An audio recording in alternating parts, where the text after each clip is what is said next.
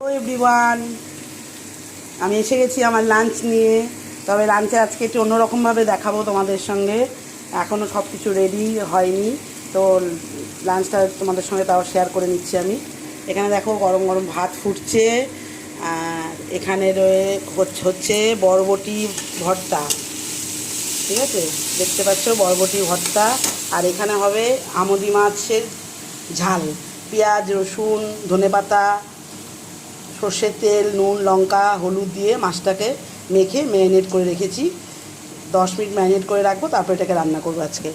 তো এই হলো আজকে আমার রান্না। আর রয়েছে কালকের গাঠি কচুর তরকারি আর উচ্ছে কুমড়ো ভাজা। এগুলো তো বাসি তো থাকবেই আমার ঘরে, বাসি আমার ঘর ছাড়ে না।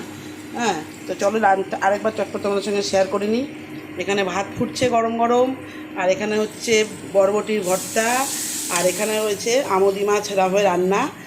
ঠিক আছে, সব কিছু দিয়ে মেখে ম্যারিনেট করা আছে, পেঁয়াজ রসুন ধনেপাতা নুন লঙ্কা গুঁড়ো হলুদ তেল সব দিয়ে ম্যারিনেট করে রেখেছি। তারপর এটাকে কালো জিরে ফোড়ন দিয়ে দিয়ে ঢেকে দেবো, হালকা করে হালকা জলে ছিটে দিয়ে।